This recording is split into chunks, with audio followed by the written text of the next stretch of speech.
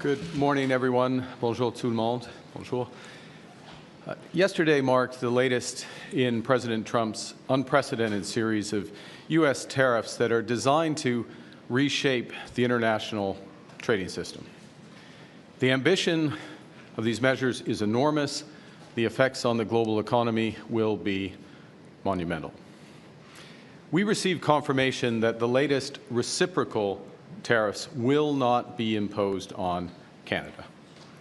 At the same time, President Trump confirmed that the tariffs announced last week against our auto industry will come in, and indeed have come into effect today. So while it's progress that further tariffs were not imposed on Canada yesterday, the President's actions will reverberate here in Canada and across the world. Three different sets of U.S. tariffs remain in place and will continue to pose significant threats to Canadian workers and Canadian businesses. And while they have been imposed under different premises, some things are consistent. They are all unjustified, unwarranted, and in our judgment, misguided. And we are already seeing the consequences. Just last evening, workers from Unifor Local 444, with whom I met last week, learned that their auto assembly plant in Windsor will be shutting down for at least the next 2 weeks. That's 3,600 workers who are now out of work, not by their choice.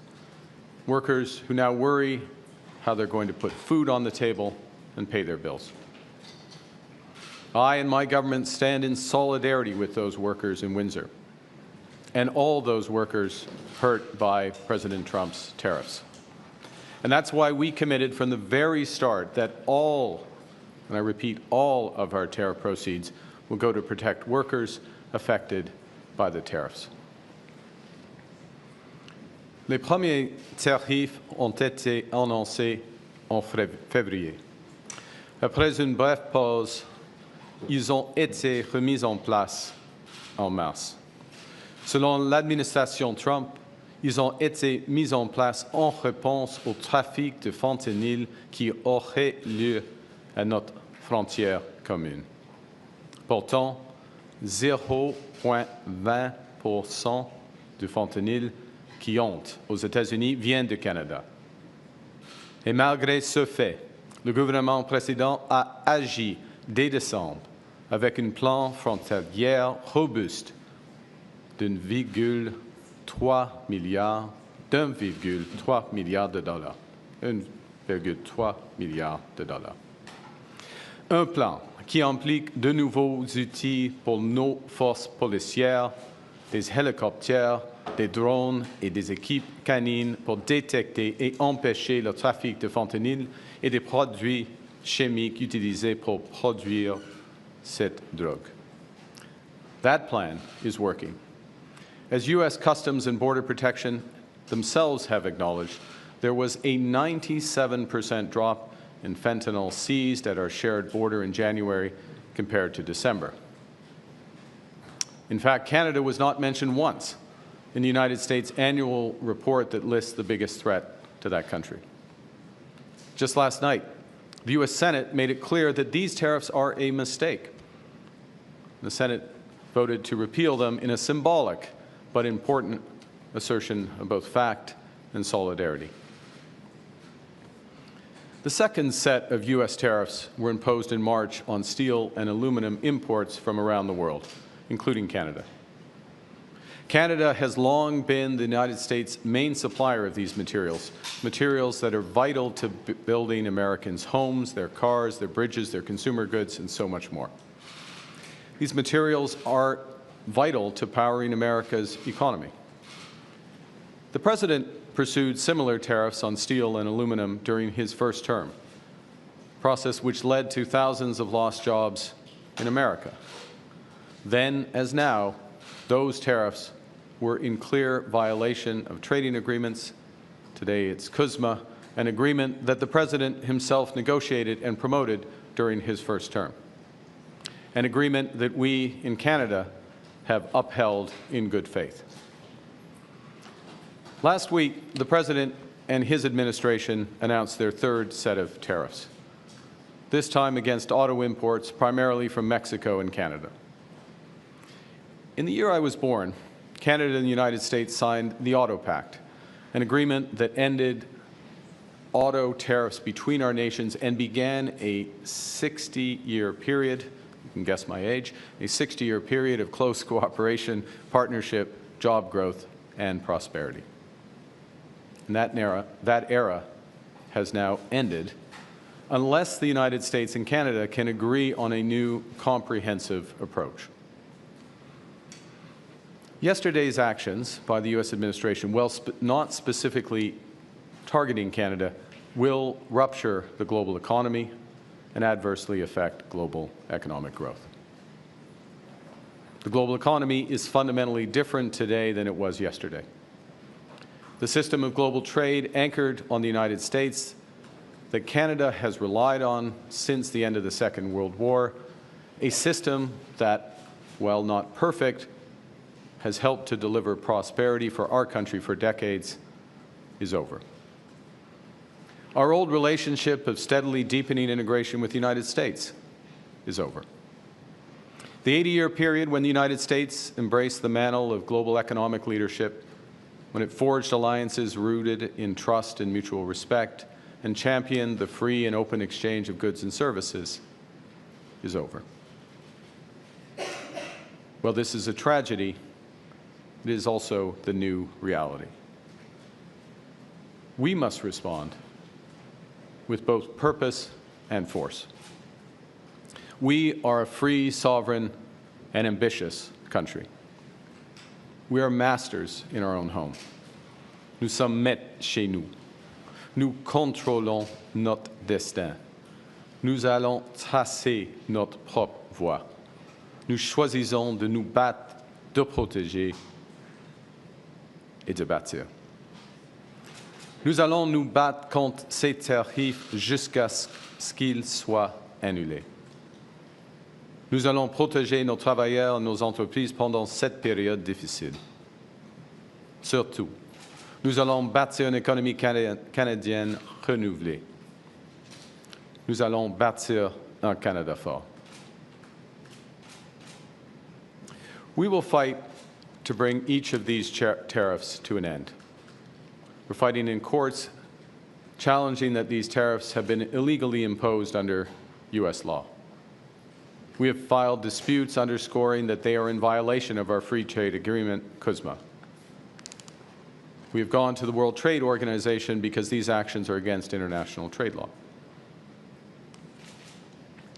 We are responding today with, and we have responded throughout, with carefully calibrated and targeted counter tariffs.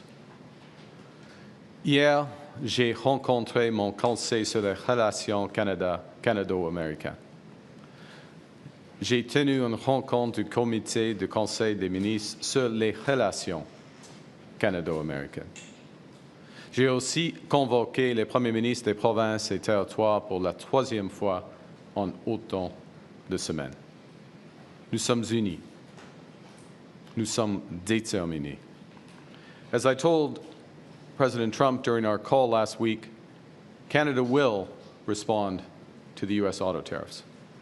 And today I'm announcing that the Government of Canada will be responding by matching the U.S. approach,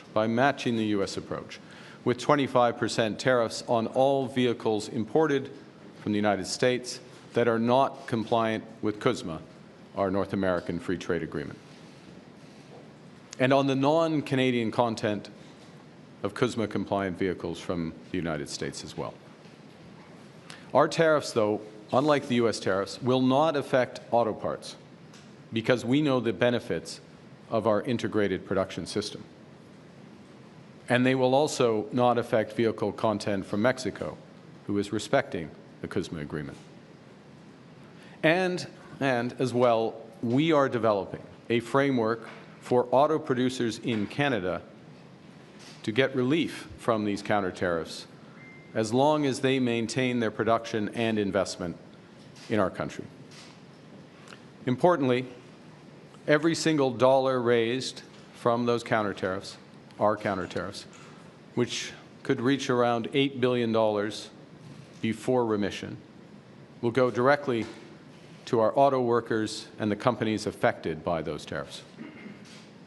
And that's on top of a $2 billion fund that we announced last week to build a made-in-Canada auto sector, a fund that a new Liberal government would implement should we be elected. Nos droits de douane n'affecteront pas les pièces automobiles car nous connaissons les avantages de notre système de production intégré. Ils n'affecteront pas le contenu des véhicules en provenance du Mexique. Parallèlement, nous élaborerons une carte permettant aux constructeurs automobiles d'éviter nos droits de douane compensatoires à condition qu'ils maintiennent leur production et leurs investissements au Canada. Il est important de noter que chaque dollar récolté, c'est-à-dire environ 8 milliards de dollars avant remise, ira directement à nos travailleurs de l'automobile et aux entreprises touchées par ces droits de douane. Cela s'ajoute au fonds de 2 milliards de dollars pour construire un nouveau secteur automobile fabriqué au Canada, que j'ai annoncé qu'un nouveau gouvernement libéral mettrait en œuvre si nous étions élus. Our retaliatory tariffs that we previously announced in response to the United States' other tariffs will remain in effect. You know, we take these measures reluctantly, and we take them in ways that it's intended and will cause maximum impact in the United States and minimum impact here in Canada. And we should be aware that the President and his administration have also signaled that tariffs will be applied on what the Americans term as strategic sectors: pharmaceuticals, semiconductors, lumber, and agriculture. Dans les jours et les semaines à venir, nous dirons à nos homologues américains que serait une erreur, que la question de l'offre n'est pas sur la table, que toute nouvelle mesure commerciale entraînerait une réponse calibrée, mais énergique, de la part du Canada, et que le moment est venu de renégocier en profondeur notre partenariat économique et de sécurité. As President Trump and I agreed last week, he and the Prime Minister of Canada will sit down immediately following the election to find areas of common ground and agreement in a new economic and security partnership. I told the President that I will be working hard for the next month to earn the right to represent Canada in those discussions, to get the best deal for Canada under the new U.S. approach. At the same time, Canada must be looking elsewhere to expand our trade, to build our economy, and to protect our sovereignty. Canada is ready to take a leadership role in building a coalition of like-minded countries who share our values. We believe in international cooperation. We believe in the free and open exchange of goods, services, and ideas. And if the United States no longer wants to lead, Canada will. Canada is strengthening our trading relationships with reliable partners. Plus tôt cette semaine, j'ai parlé à la présidente mexicaine, Madame Sheinbaum. Je viens de discuter aujourd'hui avec le chancelier allemand, Olaf Scholz. J'ai eu de nombreuses conversations avec la présidente de la Commission européenne, Ursula von der Leyen. Et dès ma première semaine en poste, j'ai rencontré le Premier ministre du Royaume-Uni, Keir Starmer, et le président français, Emmanuel Macron. Nous sommes tous opposés à l'approche du gouvernement américain. Et nous sommes tous en faveur d'échanges commerciaux libres et équitables. My government understands that Canadians hurt by the unjustified tariffs will need our support. And to our workers producing sustainable, high-quality lumber in Smithers, Prince George, and Elmsdale, to our workers extracting oil and gas around Fort McMurray and in northeastern BC, aux travailleurs dans les alumineries du Saguenay, to our workers at the steel mills in Hamilton, Sault Ste. Marie, et La Bosse, to our workers at auto assembly plants in Windsor, Ingersoll, and Oakville, to all our workers who might be worried about their next paycheck and their futures, the federal government will do everything in our power to protect you and your careers. In this new world, we have to look out for ourselves, and because we are Canadian, we will always look out for each other. La semaine dernière, j'ai annoncé plusieurs mesures ciblées pour soutenir les travailleurs et les entreprises directement touchées par la guerre commerciale de Président Trump. Pour les travailleurs, nous avons supprimé le délai d'1 semaine pour obtenir l'assurance emploi. Nous avons fait en sorte qu'ils n'aient pas à épuiser leur indemnité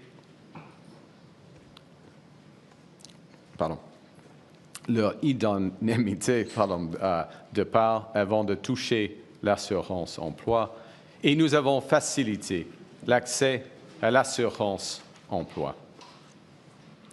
Comme je l'ai dit et répété, mon gouvernement va utiliser chaque dollar tiré de nos comptes Tariff pour soutenir les travailleurs canadiens tant et aussi longtemps que cette guerre commerciale perdure.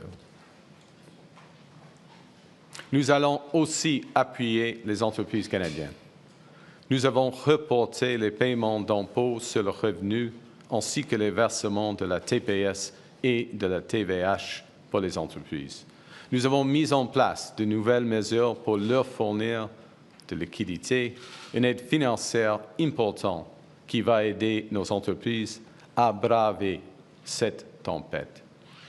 Et nous avons augmenté le financement des agences de développement régional. Fighting back against U.S. tariffs and protecting our workers are our most immediate priorities. But they are not sufficient. Our task as a nation in the coming weeks and months and years is to think bigger and to act bigger. We can draw strength right now from each other. From Canadians who are supporting local businesses, Canadians who are buying Canadian, Canadians who are changing their travel plans, and Canadians who are helping each other as neighbors. We are powerful when we act together. From providing refuge to stranded passengers in Gander to fighting forest fires in California, Canadians have done extraordinary things for Americans when they needed it most. Now, more than ever, we need to do extraordinary things for ourselves. We will need to do things previously thought impossible at speeds we haven't seen in generations. Breaking down internal trade barriers so that we can have one Canadian economy, not 13. Making Canada more productive and competitive. Building things in this country again. Millions more homes. Building clean and conventional energy. Building more public transport, more mines, more assembly lines. Building new trade corridors with reliable partners. Building a Canada that works for everyone. A Canada that everyone can afford. A Canada worthy of its people. Last week, I met a teacher from Glen Williams Public School in Georgetown, Ontario. And she told me about a routine assignment, that she had given to her 9- and 10-year-olds. And the children were asked to describe their dreams for Canada. So some kids wrote about a country free of poverty, others dreamt of clean air and water, or a place where everyone enjoyed equal rights, dignity, and respect. These are what we all want for ourselves and for each other. But many also wrote about tariffs and threats to our sovereignty, words that I hadn't met at that age. And I'm going to quote one which is representative I dream of a safe, a kind, and a clean Canada. A Canada that is not the U.S. Our children should be able to dream about a positive future, not worry about an economic crisis. Les Canadiens et Canadiennes sont inquiets, et c'est normal quand il y a des grands changements. Ce n'est pas nous qui avons changé. Nous sommes restés les mêmes fiables, fiers et forts. Nous vivons dans un nouveau monde, et ça vient avec nouveaux défis. Given the prospective damage to their own people, the American administration should eventually change course. But I don't want to give false hope. The President believes that what he is doing is best for the American economy. He believes that it's best for American workers. And although their policy will hurt American families, until that pain becomes impossible to ignore, I do not believe they will change direction. So the road to that point may indeed be long. And it will be hard on Canadians, just as it will be on other partners of the United States. It will require us to make difficult choices. It will require sacrifices. I have no doubt we will rise to the challenge, because that's who we are as Canadians. We have done hard, seemingly impossible things throughout our history. We conquered the unconquerable at Vimy and Juno Beach.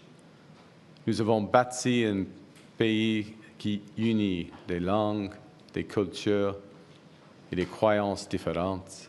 Et en le faisant, nous sommes devenus plus forts. We created public Medicare. We confronted our own past with Indigenous peoples. We answered the call to defeat fascism. We know we are not always perfect, but we always strive to be good. We do not do things because they're easy, but because they are right. We will rise to meet this challenge, and we will emerge stronger. So to those kids at Glenn Williams Public School, don't worry. With your spirit, with that of your parents, their friends, and people like them across this great country, all pulling for Canada, we will build an even better Canada for your future, because that's who we are. We are Canada. Canada strong, un Canada fort. Thank you very much. Merci. I'll be pleased to take your questions. Bonjour tout le monde. We'll now start with the press conference. We'll take 15 minutes of questions, one question, one follow-up. On a 15 minutes, une question et une suivi. Laurence. Merci. Bonjour, M. Carney. Laurence Martin de Radio-Canada. Il n'y a pas eu de recul, vous l'avez dit, il n'y a pas eu de recul de M. Trump sur les tarifs déjà annoncés pour le Canada, comme sur le secteur de l'auto. Est-ce que ça veut dire que votre appel avec M. Trump la semaine dernière, finalement, n'a pas été si productif que ça? Je crois que vous avez raison, et comme je viens de décrire, il n'y a pas de recul des tarifs par rapport au fentanyl, l'acier, l'aluminium et puis le secteur automobile. L'appel avec Monsieur le Président, nous avons fait de progrès. On peut le voir avec le résultat par rapport les tarifs réciproques. Nous avons eu le meilleur accord d'une série de mauvais accords. Ça, c'est la vérité, okay, dans ce cas. Première chose. Deuxièmement, nous sommes d'accord, Monsieur le Président et moi, nous sommes d'accord qu'au début de mai, il y aura le commencement des discussions globales en ce qui concerne le partenariat économique et sécuritaire du Canada et les États-Unis. Alors, encore, ça, c'est du progrès, parce qu'on ne peut pas faire de progrès avec chaque initiative, chaque enjeu. Il faut avoir une discussion globale entre les deux pays souverains. In English before my You're absolutely right. The core tariffs with respect to fentanyl, automobiles, steel and aluminum remain in place with respect to an enormous series of trade measures that were announced yesterday. We have the best deal of a series of tough deals, bad deals in many respects. That is progress. That is recognizing the partnership. As well, what was also progress in the call the President and I had last week is this agreement that we will sit down, future Prime Minister and him as President will sit down and begin negotiations on the overall economic and security partnership with Canada. And that's important, in my judgment, because we will not make progress on individual items. We can only make progress as a whole in a relationship that is being redefined. And of course, as I said in my remarks, and as I said to the President, and as I said at the time, I'm working hard to ensure, or to earn the right, rather, to represent Canada at those negotiations. Et en suivi, est-ce que vous songez à imposer une réponse coordonnée avec d'autres pays contre les États-Unis? À ce moment-ci, non. En bref, non. On a des discussions. J'ai plusieurs discussions avec l'autre chef d'État, chef de gouvernement en Europe, au Mexique et d'autres parts du monde. Mais ils sont des discussions positives.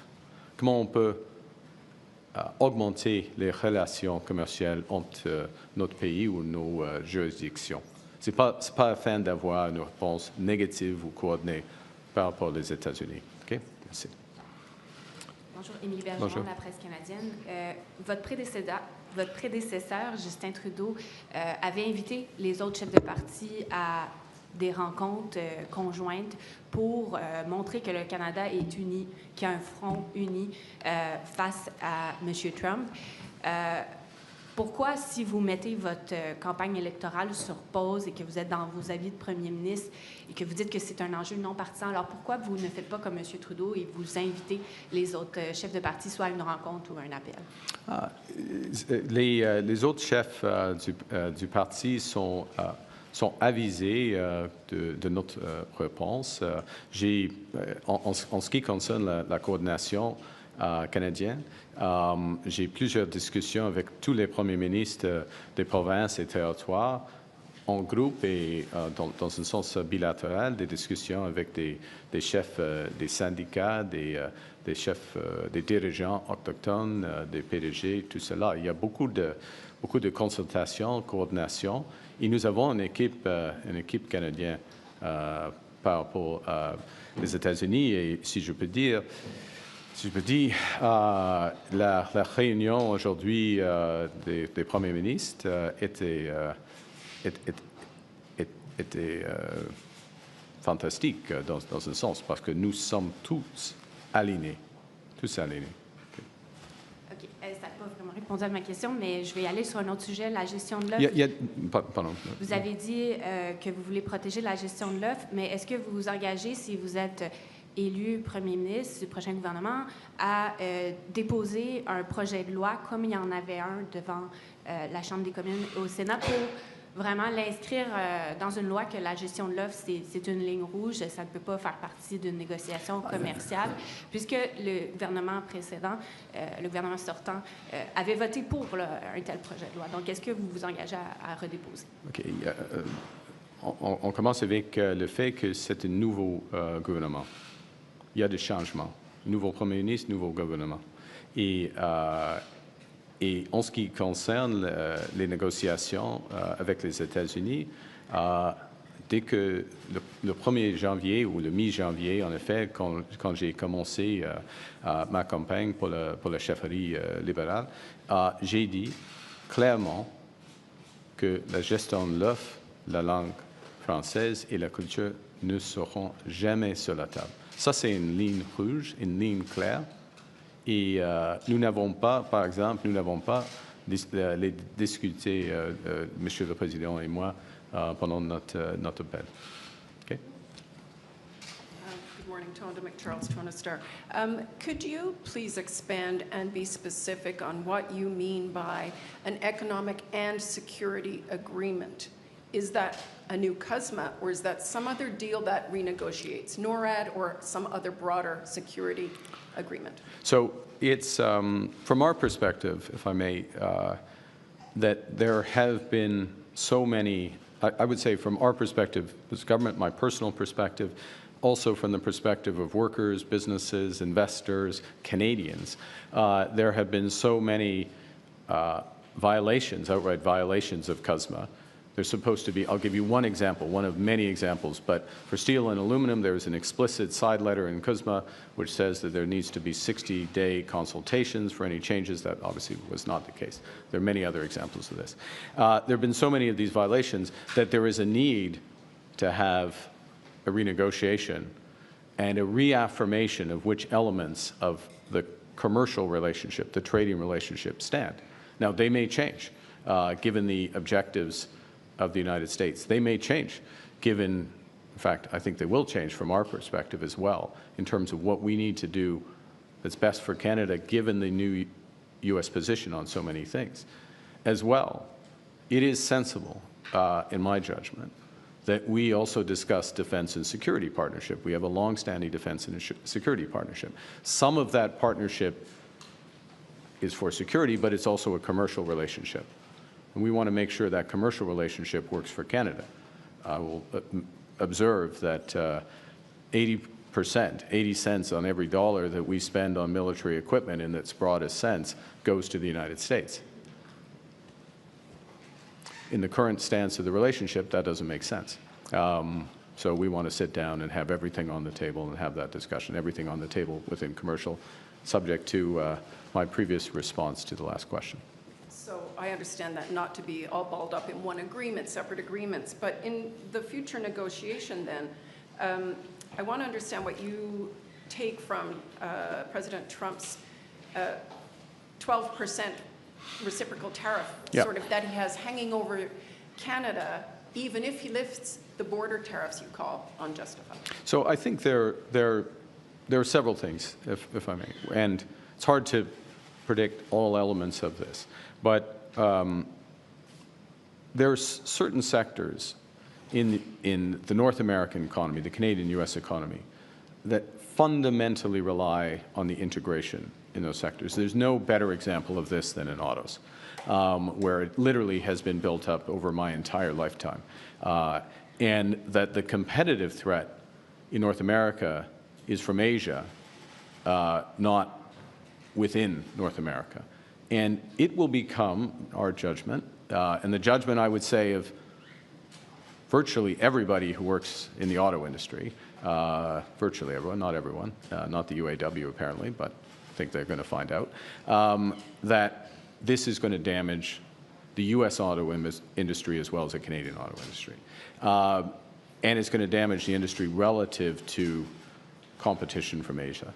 So when there's that discussion, the question, part of the discussion is going to be, how do we put back together elements of that integration? And if it's not going to come, how are we going to act in Canada? And we're going to do this, elements of this anyways, if my government is elected, which is to build a true Made in Canada strategy that makes us much more resilient with the U.S. So, Todd, I can't pre-wire all those discussions, but what I know is that trying to have a discussion, given the scale of ambition of the United States, given all the measures they've taken, not just against Canada, but against the whole world, that we are not going to make progress if we try to focus on only one issue.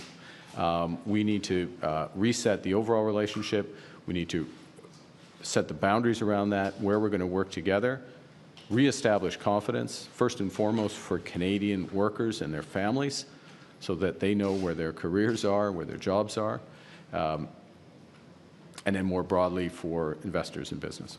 Okay? Thank you. Good morning, Prime Minister. Jillian Piper with Global News. Are you planning to have another phone call with President Donald Trump to discuss these tariffs?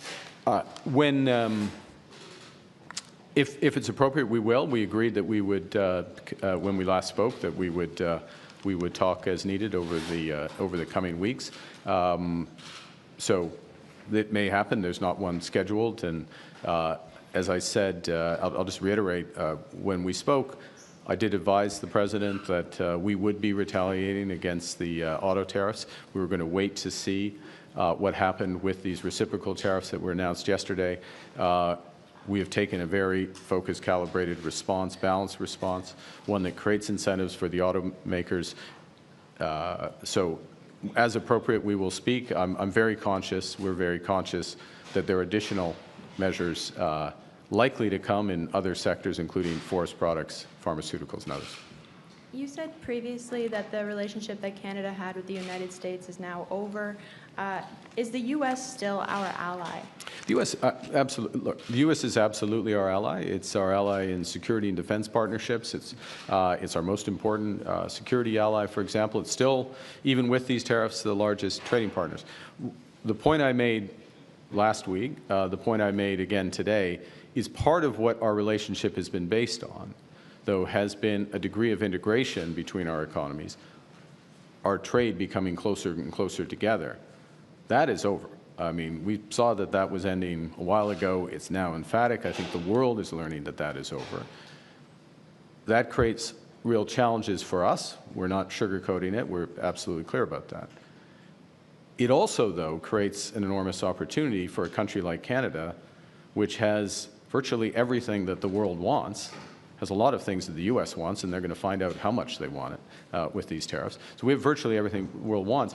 And when I talk to leaders in Europe, when I talk to the Mexican president, they want to work with us. They want to cooperate with us. And I'll say one other thing, if I may, and then hand, which is one of the things, and I'll go back to Team Canada, Premier Smith, Premier Moe, Monsieur le Premier Ministre Legault, all of those premiers in the very short term either have just gone on major trade initiatives to Europe in some cases, or about to go to trade missions in Asia. That's the Team Canada approach. That's the coordinated approach that we need. And I think Canadians, again, not sugarcoating the challenges, but can be very encouraged about the sense of purpose and action at different levels to move forward. Enfin, les alliés ou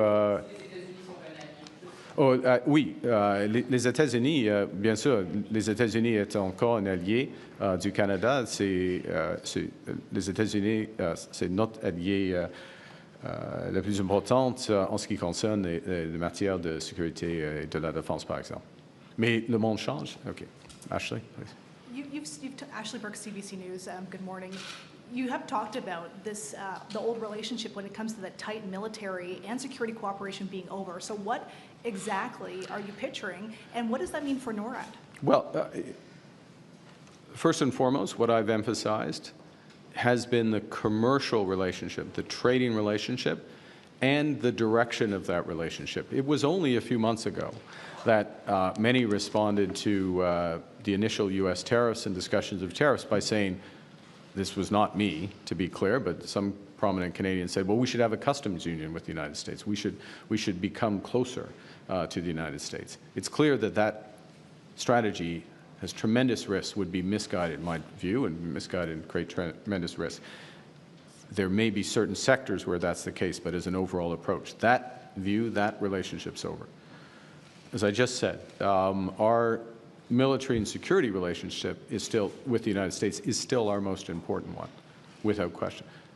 So I didn't declare the end of that, and I'm not declaring the end of that. What I have emphasized, and my government has taken action on, is diversifying and reinforcing other aspects of our security partnership. So we signed a major defense agreement with Australia over the Horizon radar.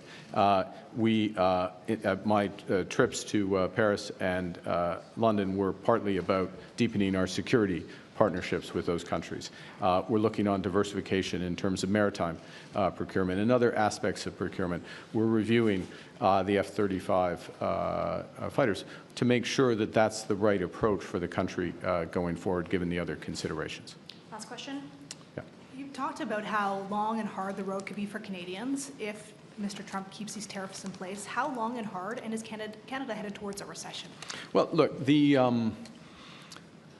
I think it starts with what the implications of these tariffs, yesterday's tariffs, which affect all economy, virtually every economy in the world, means for the global economy and the U.S. economy and a U.S. economy which is slowing, U.S. economy where inflation is starting to pick up, where financial conditions are going to start to tighten, and a U.S. economy which has a possibility of tipping into recession themselves. So it starts there. It is usually the case that when the United States has a recession, that it's very difficult for Canada to avoid something similar. There's been exceptions to that. With the financial crisis, 2008-9, when I was governor, we avoided a recession. We need to take action now for short-term support and reimagine our economy for the medium term. And I won't go through the list of things. You personally have had to hear them a few times, but it is about that one Canadian economy, and it's about building everything from homes to new energy infrastructure to new ports and trade infrastructure. By doing that, and by doing that in a way that is as coordinated and impactful and immediate as possible, we create a real possibility, in fact, probability. It's not just right for the medium term, but it's right for the short term. And that, in many ways, is what's at stake right now. Yes, we have to respond to the U.S., and we are responding appropriately. Yes, absolutely, first and foremost, protect our workers. But we need to do much more than that, which is to build this economy. And in doing that, we can avoid the slowdown that is coming. Well, we can do better than the United States. That's my point. We can do better than the United States. Exactly where that comes out depends on how much damage they do to their economy. Thanks, everyone. That En concludes. français, sur le dernier aspect, en ce qui concerne le taux de croissance à l'échelle globale, ce qui est sûr est que les tarifs américains vont desserrer au moins l'économie mondiale, y compris et surtout l'économie américaine. Et à ce moment-ci, l'économie américaine ralentit et l'inflation aux États-Unis augmente. Alors, c'est une combinaison très difficile pour eux. Et c'est avant d'avoir des grands tarifs. Dans ces circonstances, normalement, il y a un fort ralentissement de l'économie canadienne. Mais on l'a évité en 2008, quand j'étais gouverneur de la Banque du Canada, et nous pouvons réduire l'impact négatif, des retombées négatives de l'économie américaine d'ici au Canada avec de la force, de la force économique, y compris tous les volets afin de bâtir une économie forte. Okay, thanks, C'est everyone. tout? Yeah. Sorry, we're done. Sorry. Thank you. Sorry. Thanks, everyone. Okay, merci. Thank you.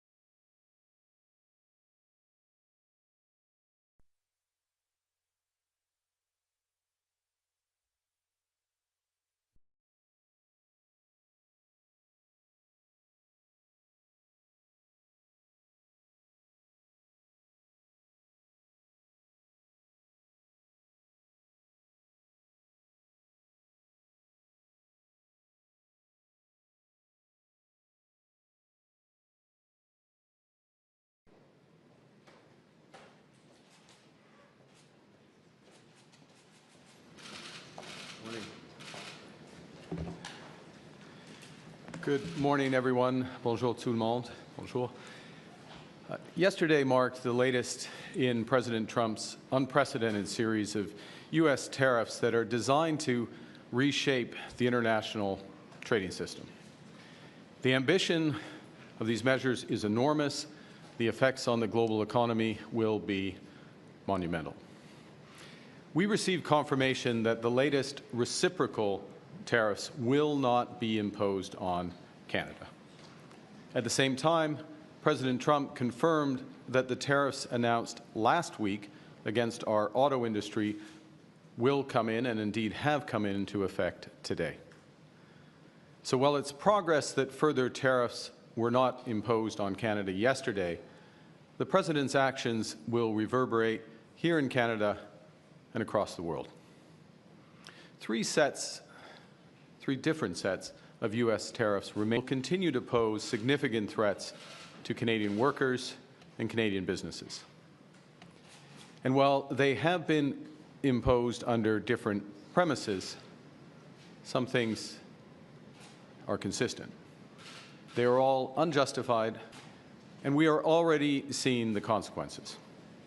Just last evening, workers from Unifor Local 444, with whom I met last week, learned that their auto assembly plant in Windsor will be shutting down for at least the next 2 weeks. That's 3,600 tariff proceeds will go to protect workers affected by the tariffs. Les premiers tarifs ont été annoncés en février. L'administration Trump, ils ont été mis en place en réponse au trafic de fentanyl qui aurait lieu à notre frontière commune. Pourtant, qui honte aux États-Unis vient du Canada. Et malgré ce fait, le gouvernement précédent a agi dès décembre avec un plan frontalier robuste d'une vigueur tiers, des drones et des équipes canines pour détecter et empêcher le trafic de fentanyl et des produits chimiques utilisés pour produire cette drogue. That plan is working, as U.S. Customs and Border Protection themselves have to that country. Just last night, the U.S. Senate made it clear that these tariffs are a mistake. The Senate voted to repeal them in a symbolic but important assertion of both fact and solidarity. The second set of U.S. tariffs were imposed in March on Sim during his first term, a process which led to thousands of lost jobs in America. Then, as now, those tariffs were in clear violation of trading agreements today. Last week, the President and his administration announced their third set of tariffs, this time against auto imports. I was born, Canada and the United States signed the Auto Pact, an agreement that ended auto tariffs between our nations and began a 60-year period, you can guess my age, a 60-year period of close cooperation, partnership, job growth, and prosperity. And that era has now ended unless the United States and Canada can agree on a new comprehensive approach. Yesterday's actions by the U.S. administration, while not specifically targeting Canada, will rupture the global economy and adversely affect global economic growth. The global economy is fundamentally different today than it was yesterday. The system of global trade anchored on the United States that Canada has relied on since the end of the Second World War, period when the United States embraced the mantle of global economic leadership, when it forged alliances rooted in trust and mutual respect, and championed the free and open exchange of goods and services, is over. Well, this ministre des Provinces et Territoires pour la troisième fois en autant de semaines. Nous sommes unis. Nous sommes déterminés. As I told President Trump during our call last week, Canada will